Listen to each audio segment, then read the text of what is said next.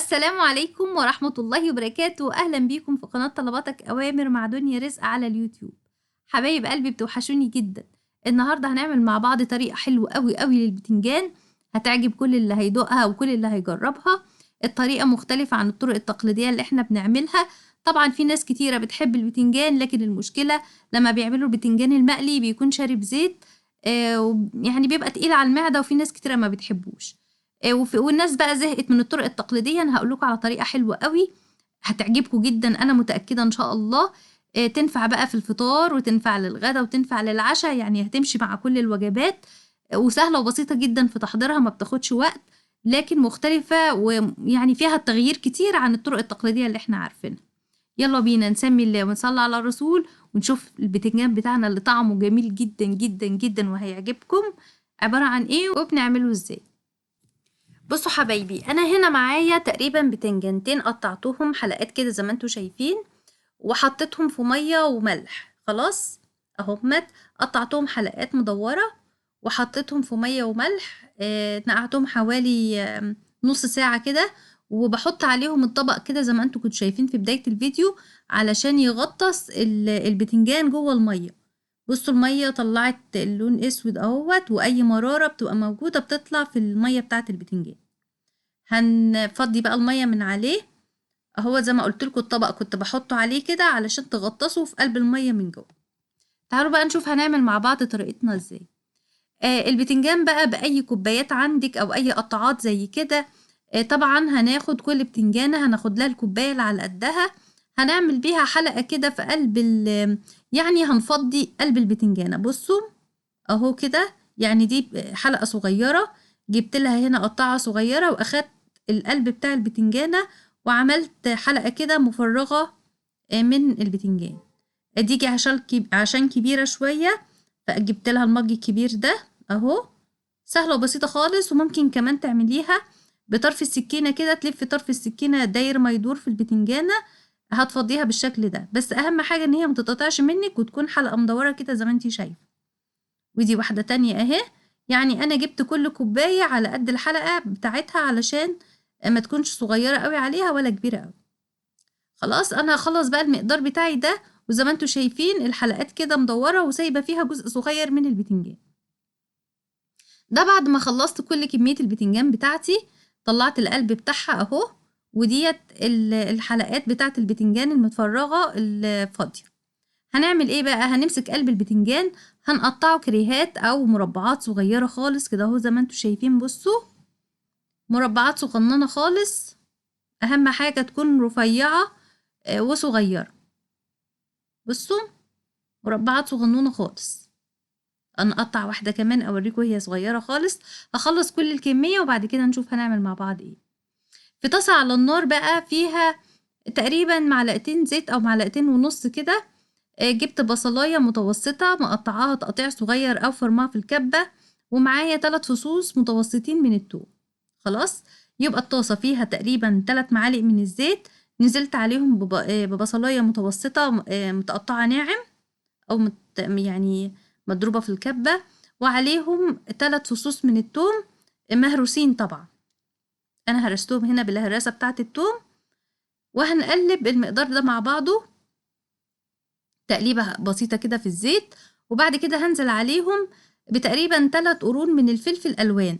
ما عندكيش فلفل ألوان مش مشكلة، حطي فلفل أخضر، أي نوع من الفلفل مش مشكلة، بس أنا حطيت ال3 ألوانات علشان يعني يدوا لون حلو في البتنجان بتاعنا، مش أكتر. لكن لو مش متوفر عندك الفلفل الألوان ممكن تستخدمي فلفل أخضر عادي. وده البتنجان اللي مقطعاه مربعات صغيرة كله اهو، نزلت بيه على البصل والفلفل بتاعنا، وهنفضل نقلب فيه.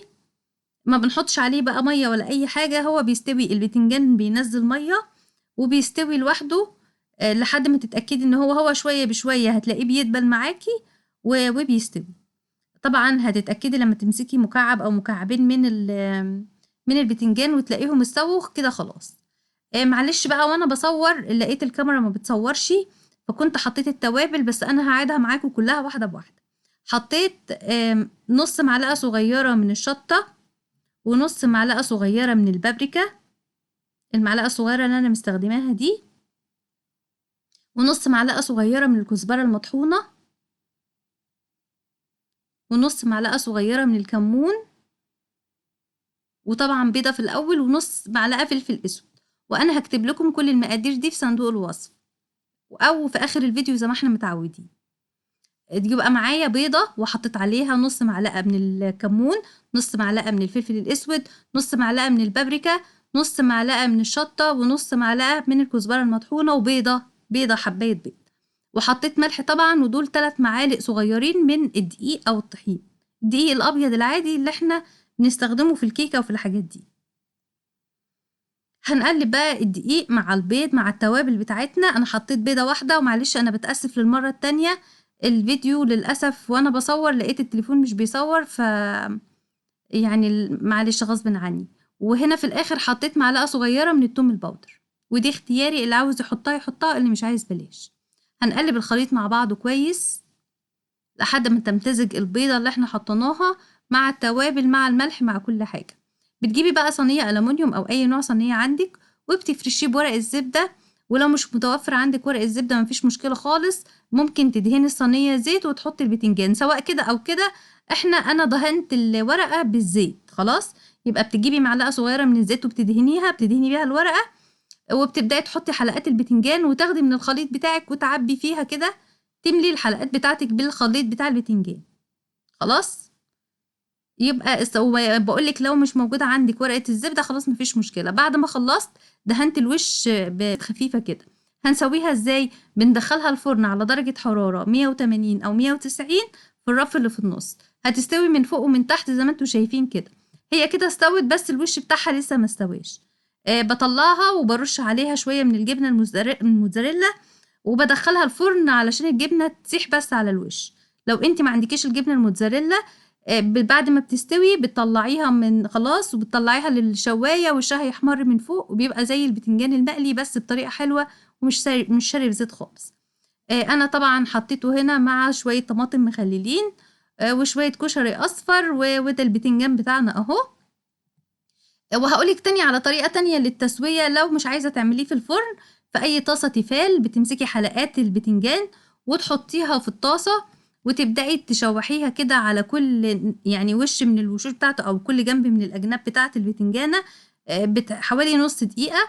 وبعد كده بحلقة البتنجان بتمليها بالخليط بتاعنا، وبتسويها هنا حوالي دقيقة على الوش ده وعلى الوش التاني دقيقة، وكده بتسويها في طاسة على النار، مش لازم الفرن خالص. وهنا طريقتنا زي ما انا قلتلك، بعد ما استوى من تحت، لو عندك جبنه موتزاريلا وعايزه تعملي زي ما انا عملته، بتحطي على وشه الجبنه الموتزاريلا بتخليها بس تسيح من على الوش، مش اكتر من كده. ما عندكيش جبنه موتزاريلا وعايزه تعمليها، بعد ما بيستوي بتطلعيها تحت الشوايه وشها يحمر. بس خلاص الطريقة دي حلوة جدًا وهتعجبكم جدًا. طبعًا ممكن في الفطار مع شوية فول وشوية طعمية وشوية بيض بالبسطرمة، هيكون تحفة في الفطار. في الغدا زي ما أنا عاملاه كده مع شوية طماطم مخللة وشوية كشري والبتنجان ده وبيضتين، هيبقى تحفة وجميل. في العشا لو هتعمليه مع حتة جبنة وشوية بطاطس محمرة وكده، ينفع في عشا. يبقى في كل الوجبات ماشي وجميل وحلو، وهيعجب كل إن شاء الله اللي هيدوق وهيجربه هيعجبه جدا. الفيديو بتاعي خلاص خلص. اللي عجبته بقى الوصفة بتاعتي يا ريت يعمل لي لايك، اللي ما اشتركش في القناة يا ريت يشترك. معانا حاجات حلوة كتير قوي ان شاء الله بإذن الله الفترة الجاية، واشوفكم يا رب على خير الفيديو الجاي. وما تنسوش تعليقاتكم الجميلة اللي بتبسطني وبتفرحني جدا. والسلام عليكم ورحمة الله وبركاته.